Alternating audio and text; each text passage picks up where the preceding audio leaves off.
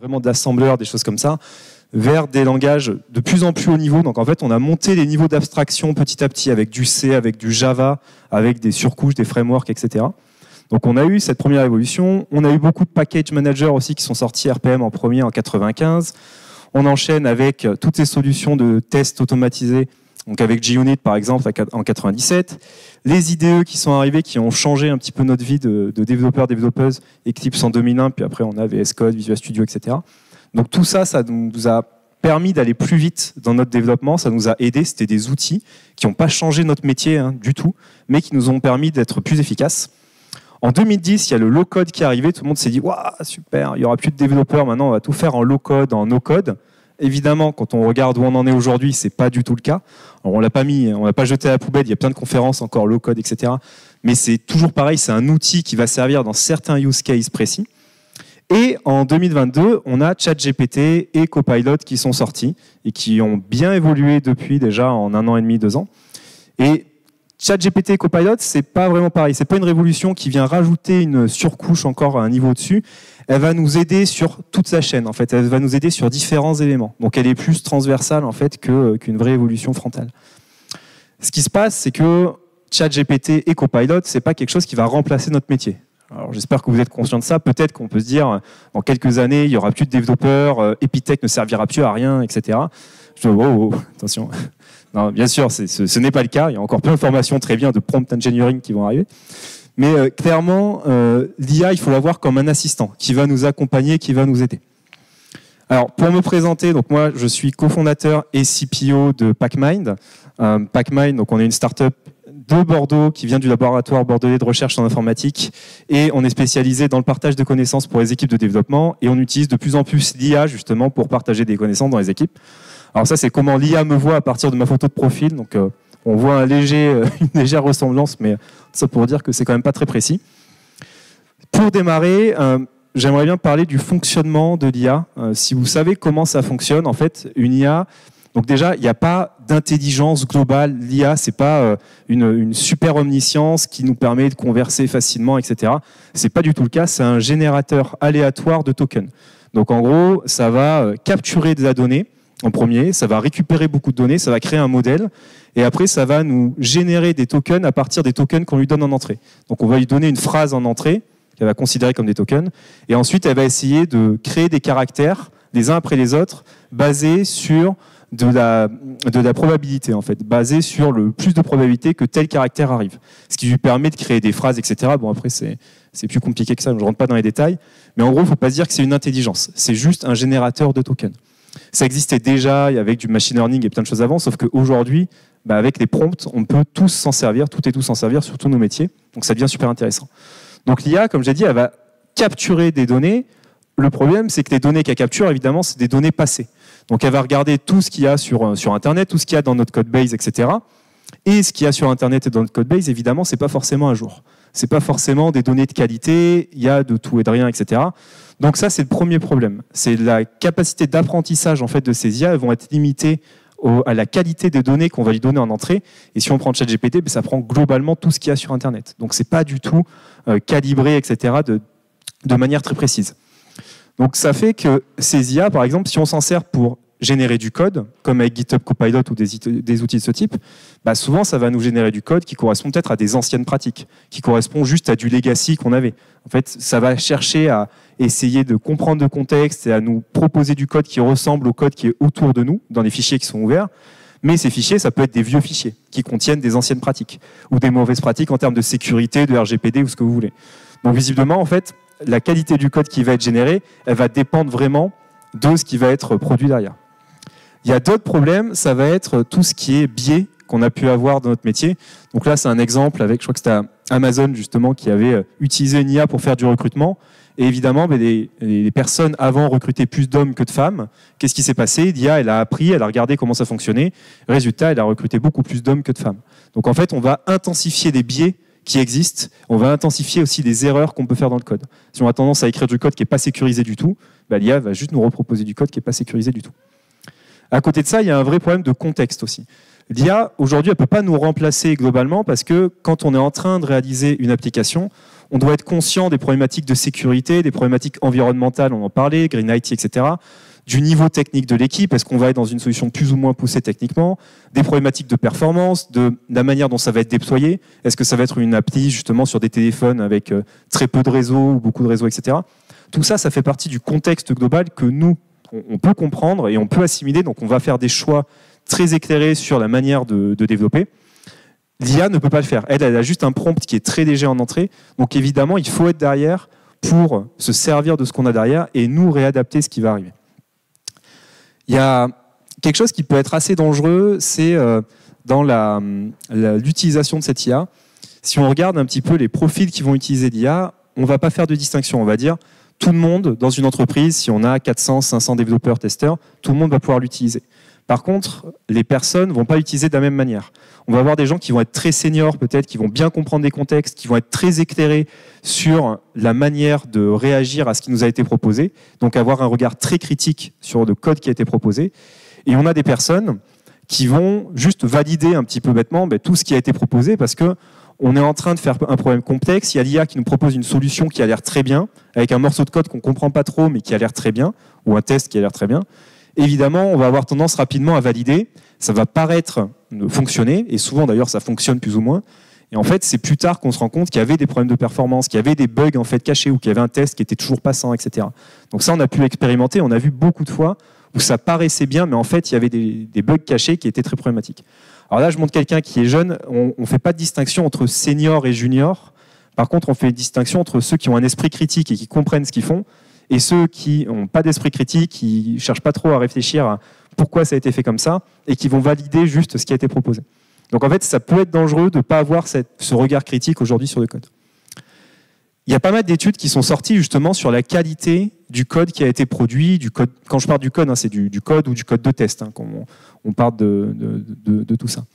Il y a une étude qui est sortie justement sur Visual Studio Magazine, là, qui montrait un truc intéressant. Elle a regardé la qualité du code produit aujourd'hui avec de l'IA versus le code qui a été produit il y a quelques années sans IA, donc avant que l'IA n'existe. Et ils ont dit, en fait, il y a beaucoup de lignes qui sont juste copier-coller. Il y a beaucoup de parties du code qui représentent en fait du code qui n'est plus à jour, qui a été juste copier-coller, du code dupliqué, etc.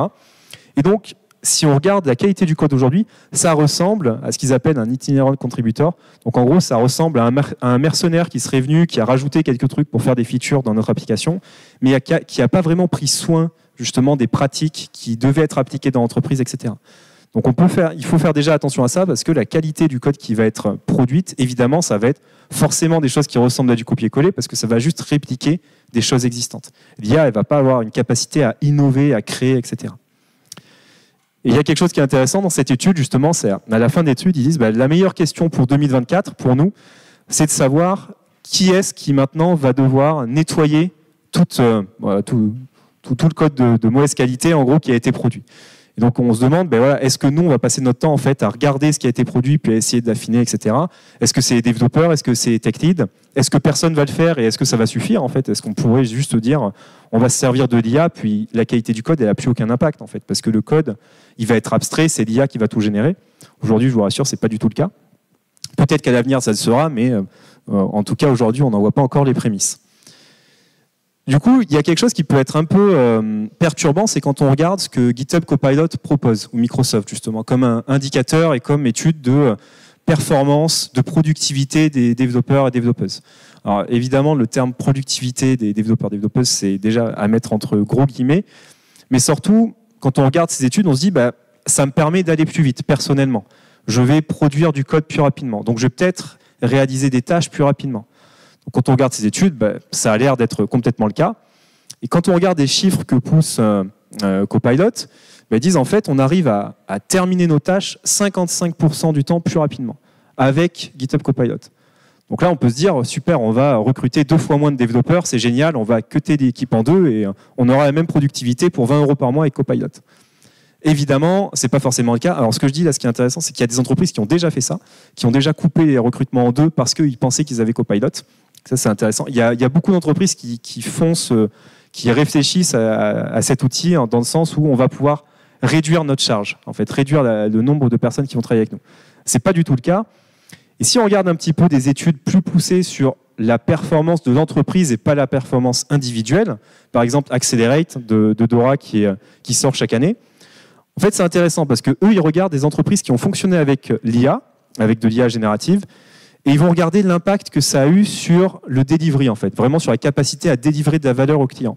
Et ce qu'ils ont noté, c'est que en fait l'effet sur la delivery, il y a eu une diminution. Donc ce n'est pas une augmentation, ça a été une diminution. Et sur la performance opérationnelle, on a eu ce qu'ils appellent une substantial decrease, donc là, une grosse diminution. Donc en fait, il faut se poser la question de c'est quoi la différence entre l'optimisation locale au niveau de chaque développeur et chaque testeur de l'équipe, est-ce qu'eux, ils vont être plus rapides à faire leurs tâches, et l'optimisation globale. Si moi, je vais plus vite, mais que j'ai personne pour relire mes PR, ou que les gens qui relisent mes PR passent 3 fois plus de temps à le relire, ou qu'en fait, quand je vais plus vite pour faire mes tâches, il y a des bugs qui arrivent ou le code il est plus dur à maintenir par la suite, en fait, je vais avoir un effet négatif sur l'organisation. Ça va être pareil lorsqu'on n'a pas forcément assez de product owners ou de personnes comme ça pour faire rentrer des choses dans le backlog. Bah, si on va plus vite au niveau du delivery, qu'est-ce qui se passe en fait ? Il va y avoir un goulot d'étranglement à un moment ou à un autre. Donc ça a fait poser des questions vraiment sur cette différence entre optimisation locale et globale. Et d'ailleurs, ils regardent au niveau individu, donc c'est ce qui est en dessous. Lorsqu'on utilise de l'IA, on a quand même un effet sur la productivité qui s'accélère. On est censé être plus productif justement lorsqu'on est développeur et qu'on utilise l'IA. Ça, c'est quelque chose qui est plus ou moins prouvé. Et en fait, si on s'amuse à calculer le gain en temps qu'on va avoir, donc le gain en productivité, on peut regarder des études justement qui sortent de GitHub là, sur c'est quoi le temps moyen qu'on passe dans une équipe à écrire du code. En école, j'imagine, c'est pas forcément pareil. Mais quand on est en entreprise, en fait, on va passer en moyenne 32% de notre temps à écrire, à rédiger du code. Tout le reste du temps, ce sera sur d'autres choses et puis plein d'autres activités. Maintenant, si on calcule de manière très simple, alors c'est un petit calcul que j'ai fait rapidement, si on prend un scénario très optimiste, où on passe 40% de notre temps à coder et pas 32%, ce qui est vraiment pas mal, et on dit que l'IA peut nous aider pour 60% des tâches qu'on va faire quand on code, parce qu'évidemment, elle ne peut pas nous aider pour tout, elle ne va pas tout faire. Avec une accélération de 55%, en fait, on gagne un cycle time de 13%. Donc ce chiffre-là, de 13%, il est quand même bien inférieur au 55%. Et quand on sait que le cycle time, donc le temps de livrer une feature, justement, quand on a commencé à développer, c'est quelque chose qui varie énormément au fil du temps, qui varie en fonction des tâches, etc. En fait, ces 13% d'augmentation, normalement, ils peuvent être invisibles. On a tellement de fluctuations qu'on ne va pas vraiment voir la différence. Alors, à l'échelle, on va commencer à la voir, etc. Mais c'est juste pour remettre en lumière un petit peu que ces chiffres, 55%, attention, ce n'est pas du tout celui-là qu'il faut regarder. Ce qui se passe, en fait, c'est qu'on doit essayer de se servir de l'IA pour les tâches, justement, sur lesquelles elle va avoir une grosse valeur ajoutée. Mais surtout, il faut lui donner des données de qualité en entrée. On doit être capable de communiquer avec l'IA. On doit être capable de lui dire comment est-ce qu'on veut notre code, comment est-ce qu'on veut nos tests, jusqu'où on va dans nos tests d'intégration, dans nos tests end-to-end, etc. Et jusqu'où on va, justement, quand on écrit du code. Est-ce qu'on doit suivre des pratiques de RGPD, de clean architecture, d'archi-hexagonal, etc. Tout ça, en fait, c'est des choses que nous, on sait. Et en général, c'est dans la tête de chacun et chacune. Et de temps en temps, c'est dans des wikis, dans des Confluence, des Notion ou de la documentation quelque part, qui ressemble à ça en fait. Souvent, ces wikis, ça contient de la donnée qui est, vous le savez, je pense, qui n'est pas à jour, qui n'a pas été maintenue, qui a été écrite peut-être il y a 4-5 ans, mais alors ce qu'on écrivait il y a 4-5 ans, c'est pas du tout la même manière de faire aujourd'hui. Et l'IA qui va souvent se nourrir de ces wikis pour produire du code, en fait, et puis pour nous proposer de la documentation, etc. Vous allez voir, il y a de plus en plus d'outils qui sortent, qui permettent de rassembler énormément de données que vous avez dans l'entreprise et de vous les ressortir. En fait, ça amène un autre problème, c'est que si ces données ne sont pas à jour ou ne sont pas fiables, elles vont se retrouver sur le devant de la scène en fait, pour tous les gens d'équipe. En fait. Dès qu'on va en avoir besoin, avant on ne les trouvait pas, maintenant on va les trouver. Et donc c'est encore un problème. Donc la question, c'est comment est-ce qu'on fait pour avoir des données qui sont de qualité en entrée. Donc, ça fait quelques années qu'on travaille sur le sujet, donc chez Pacmind, anciennement Promise. On a essayé de travailler sur l'organisation d'un process dans les équipes de développement, que ce soit n'importe quelle taille d'entreprise, mais on va dire à partir du moment où il y a plus de 10-15 développeurs dans l'entreprise, donc plutôt sur des moyens grands comptes. Le process qu'on a mis en place, c'est ce qu'on appelle des revues de pratiques. C'est de se dire quelles sont les pratiques qu'on applique aujourd'hui. C'est quoi nos standards ? Alors ça va ressembler beaucoup à des principes du Lean, si vous connaissez le Lean. Dans le Lean, il y a des standards, justement, des manières de voir si des pièces sont bien réalisées ou pas, si on a fait des bons gestes. ce process, en fait, il fonctionne en 2 étapes. La première, c'est la capture par l'équipe. Donc, chaque individu va pouvoir capturer dans le code des choses qui sont bien faites. À l'inverse, des choses qui sont mal faites aussi. On va pouvoir identifier des bugs, par exemple, qu'on a eu dans l'entreprise qui viennent du code ou qui viennent des tests qui n'étaient pas bons. Et ça, on va pouvoir les mettre en avant comme quoi, justement, ça, c'est une mauvaise manière de faire. Et ensuite, c'est pas tout de les identifier.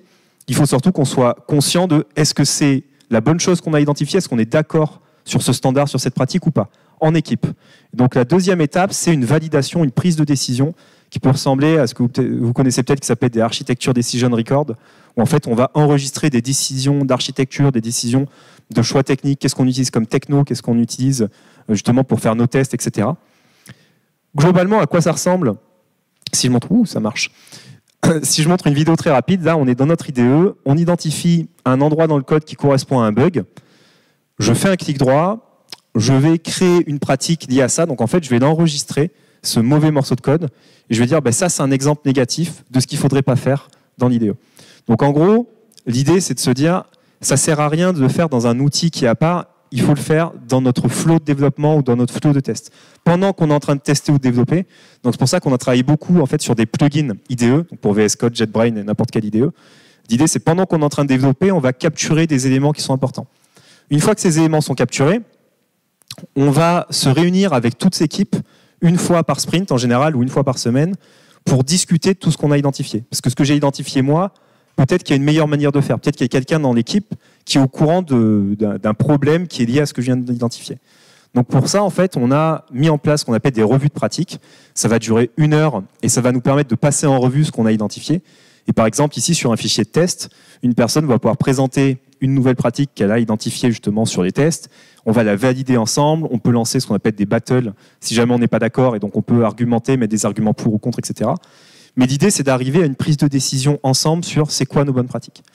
Et une fois que ces pratiques ont été identifiées, on va pouvoir utiliser justement différents mécanismes liés à l'IA. Là, il faut que je descende sur mon ordi pour utiliser dans le quotidien ces pratiques. Parce que ce n'est pas tout des avoirs dans un coin, ça va encore être un wiki en plus. L'objectif, c'est de pouvoir donner du feedback à l'ensemble de l'équipe pendant qu'on est en train de développer ou de tester sur nos pratiques. Et ça, ce qui est bien, c'est qu'on peut se servir de l'IA. Donc en fait, on va utiliser l'IA dans tout le process que j'ai présenté. Donc, c'est-à-dire que la première étape d'identification de pratiques qu'on va faire nous-mêmes à la main, on peut laisser l'IA le faire également.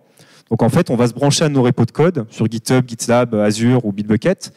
Et l'IA va regarder notre code, un peu comme un tech lead supplémentaire, et va nous faire des suggestions en disant tiens, là, il y a une erreur, un problème de sécurité, ou alors là, il y a une bonne pratique qui a été mise en place, il y a un bon pattern, etc. Donc si je montre un petit peu, par exemple, ici un exemple, on avait sur ce morceau de code que j'avais poussé, un try-catch avec un return, etc. Et l'IA m'a remonté cette pratique. Attention, en fait, quand il y a un try-catch avec une promesse, on doit mettre un await avant la promesse, sinon, même si la promesse est rejetée, on ne passera jamais dans le catch. Donc en fait, mon morceau de code ici, il ne servait à rien. Il n'était pas faux en tant que tel, il servait juste à rien. Donc en gros, il y avait quand même un bug en production derrière. Et donc là, l'IA, elle va nous remonter cette pratique-là avec des exemples, avec de la documentation, etc. Donc en fait, elle vient accompagner les tech leads et les personnes dans l'équipe dans l'extraction de ces données de qualité. Mais ce n'est pas parce que l'IA a remonté ça que c'est une bonne pratique. Il va falloir que je l'ajoute à la prochaine review qu'on va faire tous ensemble. Et là, on va en discuter tous ensemble. On va se dire, OK, est-ce qu'on est d'accord ou pas? Donc ça, c'est vraiment la première étape, la partie extraction de pratique qui va pouvoir être assistée par l'IA. La deuxième étape, maintenant, c'est l'identification automatique. Donc là, dans notre IDE, basé sur nos pratiques, si je montre par exemple un fichier de test unitaire ici, on a une pratique chez nous qui est que les descriptions des tests, des scénarios, elles doivent justement décrire un scénario concret. Et donc, ça ne doit pas être une description comme celle-là, test case 2 par exemple, qui ne veut rien dire. C'est une pratique bateau, mais vous voyez l'idée. Et ce qui est bien, c'est qu'avec des outils qu'on avait actuellement, Sonar, des outils de calimétrie, des linters, les patterns, on n'a pas le moyen en fait, d'identifier ça automatiquement. Par contre, l'IA, avec le contexte qu'elle a et les connaissances qu'elle a, ici, elle nous remonte cette description, c'est écrit un tout petit, mais je vais le lire. Test description should describe a real use case, et ça nous dit la description du test case 2, ça doit être plus descriptif parce que ça doit décrire justement un vrai scénario. Donc l'idée, c'est que l'IA ne va pas juste maintenant nous dire c'est bien, c'est pas bien, elle va aussi être capable de nous remonter du feedback sur c'est quoi l'amélioration qu'on pourrait faire et pourquoi. Par exemple, ici, on avait un nom de méthode qui n'était pas bien parce que dans la méthode, il y a ce qu'on appelle un side effect. Et là, on a une pratique chez nous qui est method name should describe side effect. Et ça nous dit, attention, là, il y a un side effect qui n'est pas capturé. Il vaudrait mieux renommer la méthode calculate new grid state. Parce qu'en fait, on fait un calcul qui est costaud en termes de performance. Donc, si on ne décrit pas, on peut utiliser la méthode qui s'appelle get et avoir un problème. Donc, vous voyez un petit peu l'idée, c'est de se dire comment est-ce qu'on va pouvoir utiliser l'IA aussi dans notre quotidien pour nous accompagner sur ce côté partage de connaissances dans les équipes de dev. Et donc ça, on va l'avoir aussi dans l'IDE, et dans la partie revue de code, etc. Et ce qui est intéressant, c'est surtout, une fois qu'on a défini toute cette base de pratique, donc ces données de qualité, on peut les utiliser pour générer du code. Donc l'idée, ce serait de faire avec Copilot directement. Copilot est fermé, donc on ne peut pas vraiment le faire directement avec lui. Mais ce qu'on s'est amusé à faire, c'est créer nous-mêmes un assistant, donc ce qu'on appelle un GPT dans le chat GPT. Et donc ça, c'est un assistant qu'on a appelé Clean Code Assistant. Et en fait, ici, j'ai fait un exemple où j'ai copié-collé mon fichier qui était assez catastrophique, là, avec plein de ifs, etc., de tout à l'heure, et je lui ai juste dit « refactor this code ». Mon prompt, c'est juste ça. Tu me refactors ce code. J'aurais pu lui dire « tu me produis un fichier React qui fait quelque chose, etc. » Et à partir de ça, ce qu'on a fait, c'est qu'en réalité, on lui envoie en entrée les centaines de pratiques qu'on a chez nous, avec leur description, leur nom, les exemples, etc. Et lui, il est capable de me générer un fichier tout neuf qui correspond justement à ces pratiques. Et surtout, il y a un côté éducatif à la fin où il va nous dire voilà les pratiques de code que j'ai appliquées. J'ai appliqué abstract domain operation, declare variable as close as possible, etc. Use explicit naming, donc des pratiques de clean code de base qu'on a mis ici. Mais là, on commence à arriver sur quelque chose d'intéressant parce que on est capable de matérialiser et de borner un petit peu le code qui va être créé par ces outils, qui aujourd'hui en fait est très magique. Copilot, le but c'est zéro configuration. C'est vous le lancez et puis vous pouvez vous en servir tout de suite. Ça a du bien parce que du coup tout le monde peut s'en servir et ça se déploie très rapidement. Le mauvais, c'est qu'effectivement, ça va souvent générer des choses qui ne sont pas très pertinentes. Donc c'est assez important de bien travailler en amont en fait, sur vos pratiques à vous. Si vous n'êtes pas conscient chez BNP, chez n'importe quelle entreprise, chez Cdiscount, etc., des pratiques que vous devez appliquer, comment vous voulez justement que l'IA soit consciente des pratiques qu'elle doit appliquer? En fait, il faut d'abord recueillir ces pratiques, recueillir l'expertise que vous avez souvent en interne. Souvent, c'est des choses qui sont à l'oral, en fait, qui sont dans la tête de tout le monde ou qui sont marquées en revue de code. Vous avez peut-être plein de commentaires en PR, etc. C'est toujours la même chose. Mais en fait, ces commentaires en PR, c'est des pratiques que vous n'avez pas respectées et que quelqu'un a dans sa tête. Et donc ça, on ne sait même pas si tout le monde est d'accord avec ça ou pas, etc. Donc c'est déjà compliqué au sein d'une équipe, mais imaginez si vous êtes VP ou des banques, des assurances, vous avez des centaines, voire des milliers de développeurs qui travaillent sur les mêmes technos, sur du Java ou autre. Ben là, on a encore plus de silos de connaissances qui existent. Et ça peut être un vrai problème. Donc l'objectif, c'est comment est-ce qu'on peut extraire toutes ces pratiques, les partager entre équipes, etc. Donc maintenant, l'idée, c'est vraiment de se dire, je vais utiliser l'IA réellement dans le cas concret, en lui donnant toutes ces données en entrée. Et un des points fondamentaux, justement, un petit résumé de ce qui a été important dans notre apprentissage, justement, ces derniers mois, ces dernières années, ça a été justement le premier point, c'était ça, ce que j'expliquais. On doit avoir ces pratiques quelque part, on doit expliciter la bonne manière de faire. Et ça, toujours pareil, si vous regardez un petit peu des choses autour du Lean, ce que je vous conseille énormément, c'est vraiment super important, plus que le craft ou l'agilité, etc. Regardez les principes du Lean, c'est super intéressant. Eux, ils partent de standards. C'est vraiment la base de l'apprentissage qu'ils vont avoir derrière, c'est comment est-ce qu'on décrit des standards. Et ils ont plein de choses assez spécifiques là-dessus. Par exemple, une méthodologie qui s'appelle Dantotsu, qui veut dire meilleur que les meilleurs. L'objectif, c'est à chaque fois que vous avez un bug quelque part, on essaye de regarder d'où vient la source de ce bug. Est-ce que ça vient du code? Est-ce que ça vient du test ou d'une spec ou autre chose? Et typiquement, si ça vient du code, on doit le mettre en avant, on doit implémenter ce qu'on appelle des contre-mesures, donc on doit mettre en place des corrections justement pour ce truc-là. On doit le présenter à toute l'équipe, on doit le présenter à toute l'entreprise, c'est pas juste équipe, c'est entreprise. Ça doit faire partie des plans de formation des nouveaux arrivants, etc. Donc en gros, ils vont très très loin dans comment est-ce qu'on optimise justement ce qu'on produit, la qualité de ce qu'on produit, pour s'assurer que si jamais un bug arrive un jour, chez Cdiscount par exemple, on n'a pas ce même bug qui revient 3 semaines plus tard, ou 1 an plus tard, ou 2 ans plus tard, etc. Donc c'est super important de bien travailler sur ces standards. La deuxième chose, c'est surtout de garder un esprit très critique sur ce qui a été proposé.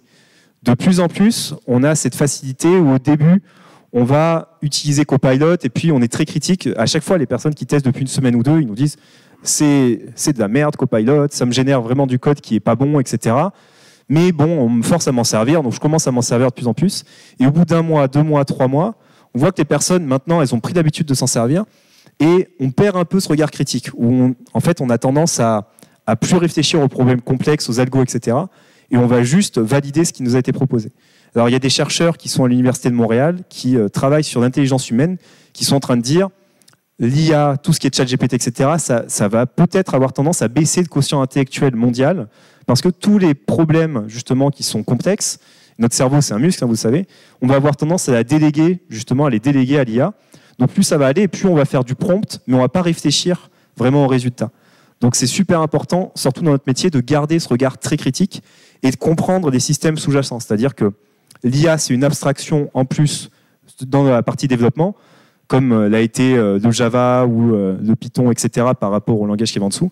C'est important de bien comprendre les fondamentaux. C'est quoi les problématiques de performance, de sécurité, de pointeurs, etc. Donc c'est super important de bien garder ça en tête et de ne pas bypasser tout cet apprentissage. Une partie qui est super importante sur justement l'utilisation qu'on va avoir de l'IA dans notre quotidien, c'est que quand on utilise de l'IA, on peut s'en servir de plein de manières différentes. Je ne les ai pas listées, mais il y a peut-être des centaines de manières différentes. Ça peut être pour rédiger des scénarios de test, ça peut être pour rédiger du code de test, ça pourrait être pour rédiger du code de test end-to-end avec Cypress ou Playwright, etc. Ça peut être pour trouver des cas à la limite, ça peut être pour rédiger du code, rédiger des messages de commit, rédiger des mails, etc., des articles LinkedIn. En fait, on a toute une palette de possibilités et aujourd'hui, tout le monde ne va pas s'en servir de la même manière. Ce serait idiot de se dire toutes les personnes dans une entreprise vont se servir de l'IA d'une même manière. En fait, il faut se servir de l'IA de la manière dont nous, on a envie de s'en servir. C'est-à-dire qu'il y a peut-être des tâches que vous adorez faire, par exemple écrire des algos, faire du TDD, et donc vraiment avoir cette itération, etc. Peut-être quelque chose que vous aimez, et donc ça, il faut continuer à le faire et potentiellement débrancher l'IA. Par contre, rédiger des longs messages de commit, des descriptions, des choses comme ça, c'est peut-être pas votre truc. Et donc là, vous avez demandé à l'IA de faire. Moi, tout ce qui est dessiner des slides, etc., c'est pas mon truc. Donc, toutes les images qu'il y a là, c'est l'IA ChatGPT qui me les a générées. Je ne les ai pas fait tout seul. Donc évidemment, on va essayer de chercher les choses dans notre métier qu'on a envie d'améliorer au maximum. Et la dernière chose qui est super important de comprendre, c'est que on ne pourra sûrement pas y couper. C'est pas comme la blockchain ou la crypto ou d'autres choses où il y a eu plein d'effets de mode, etc. Et en fait, on a pu passer à côté, et puis à la limite, ça n'a pas eu d'impact réellement. Les entreprises qui se disaient il y a quelques mois, en fait, l'IA, c'est pas pour nous, on a des problématiques de sécurité, etc., elles y reviennent très rapidement. Et maintenant, on travaille avec beaucoup de banques et d'assurances qui s'en servent de plus en plus. Ils trouvent des systèmes, évidemment, pour qu'en termes de sécurité, il n'y ait pas de soucis, il n'y ait pas de données qui sortent, c'est tout intégré en interne, etc.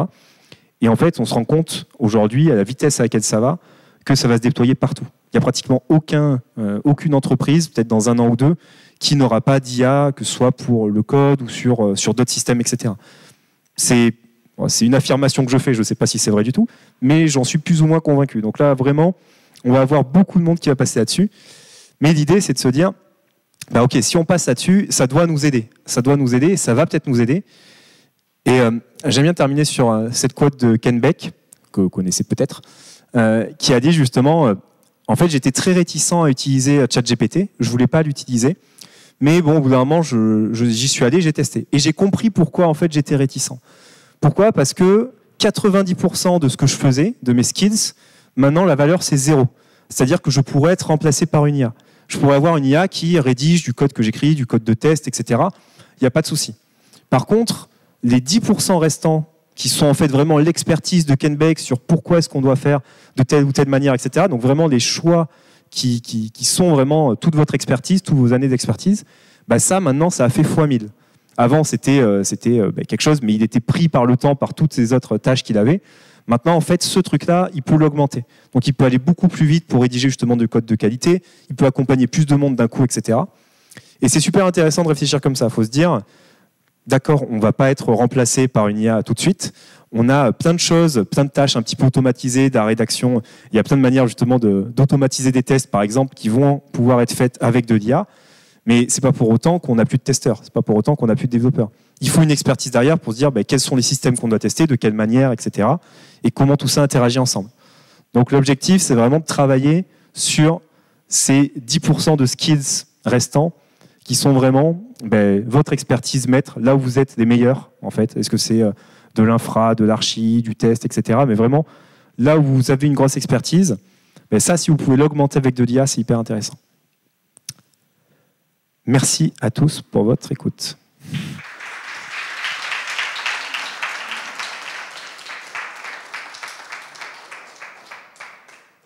Alors, je ne sais pas si je suis en retard ou en avance. Je pense que c'est à peu près dans les temps, plus ou moins. Je ne sais pas s'il y a du temps pour des questions, mais en tout cas, normalement, il doit rester encore un petit peu de temps pour des questions. Donc, si jamais vous avez des questions, n'hésitez pas à lever la main et à poser des questions.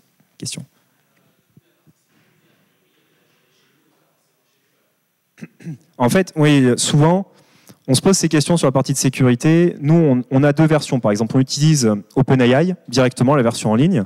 Donc là, il y a plein de clients qui sont d'accord d'utiliser ça. Nous, on utilise une version qu'on paye et où on dit à OpenAI, n'apprends pas de nos données, c'est-à-dire fais pas d'apprentissage sur les données qu'on a, mais il y a bien des données qui partent à OpenAI.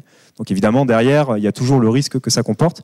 Donc on a une grande partie de nos clients en fait, qui utilisent cette solution en se disant « Ok, de toute façon, on utilise Copilot, ça part chez GitHub et on fait confiance, entre guillemets. » Par contre, il y a d'autres entreprises qui sont plus fermées et elles qui ont leur... C'est le cas par exemple d'Allianz et d'AXA.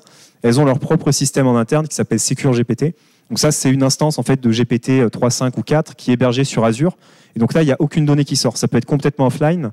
En fait, tout le modèle d'apprentissage d'OpenAI est mis en interne. Donc ils doivent le faire tourner eux-mêmes. Donc comme ça que Microsoft se rémunère, puisque derrière, ben, ça fait prendre beaucoup de consommation en interne.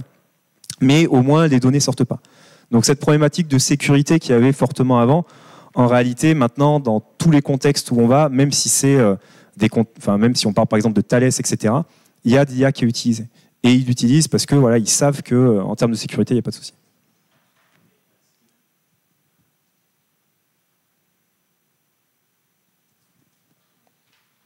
N'hésitez pas si vous avez une autre question.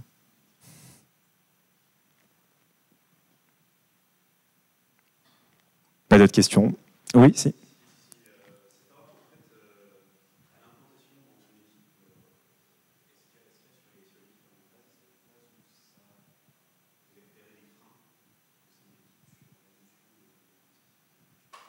Quand tu parles d'outils, tu parles de Copilot, par exemple, ou de Pacmind?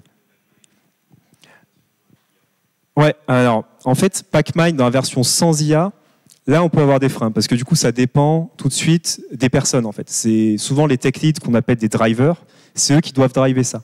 Donc, en gros, si on n'a pas de tech lead qui prend le relais et qui se met à créer des pratiques, ces pratiques, elles n'existent pas.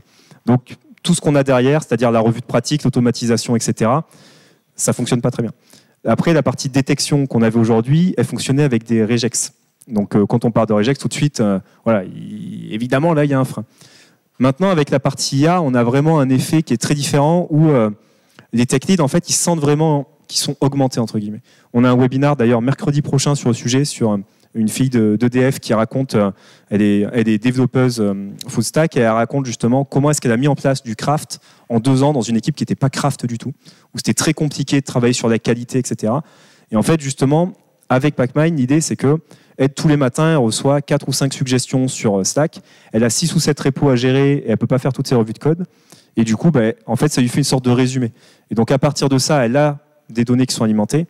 Et maintenant, dans la partie identification, ça se fait de manière assez magique, on va dire. Donc, il y a des faux positifs, il y a des faux négatifs. On n'est pas du tout une solution de qualité comme Sonar, où on ne va pas bloquer une CI ou mettre en place des pratiques de sécurité dans Pacmind en disant avec ça, c'est sûr, on n'aura pas de sécurité, parce que l'IA de base, elle n'est pas déterministe. Une fois sur deux, elle ne va pas nous donner exactement les mêmes résultats. Par contre, en termes d'apprentissage, donc de learning, là, c'est hyper intéressant, parce qu'elle est très forte pour nous trouver des solutions, pour nous donner du feedback, etc. Mais ce n'est pas du tout pareil de travailler sur l'aspect, justement, sécurité-qualité que sur la partie apprentissage. Mais l'IA, effectivement, ça nous aide maintenant, dès qu'on voit des contextes où il n'y a pas d'IA, il faut les accompagner, il faut faire des meetings avec eux, essayer d'accompagner les tech leads, etc. pour remonter les pratiques. Dans les contextes très craft, ça marche très bien. Dans les contextes pas craft, ça marche moins bien. Mais l'IA, effectivement, elle est là pour automatiser tout ça. Merci. Ouais, question.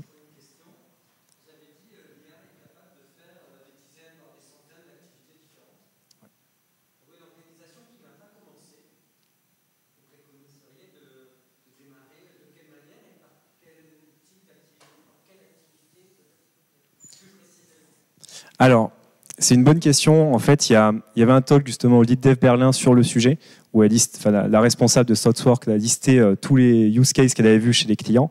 Et ce qu'elle indiquait, en fait, c'est que ça va dépendre des points de blocage ou des problématiques qu'on a chez les clients. Donc, même d'une équipe à l'autre, ça peut varier. On peut voir une équipe qui a du mal avec les user stories, par exemple. Et donc là, l'IA, on va s'en servir pour lui poser des questions, qu'elle nous pose des questions pour rédiger au mieux les user stories. Ça peut être sur la rédaction de cas de tests, par exemple, automatisés, où ça prend vraiment trop de temps, on n'arrive pas à le faire, et donc l'IA va le faire. Donc ça va vraiment dépendre du niveau d'équipe, des problématiques qu'on a aujourd'hui. Mais concrètement, effectivement, le mieux, c'est de rester assez haut niveau au début. Donc tout ce qui est rédaction de user story, ça marche très très très bien. Combinatoire de tests, ça marche très bien. Et rédaction après de cas de tests pour nous aider là-dessus, c'est pareil, c'est assez efficace. Et ouais.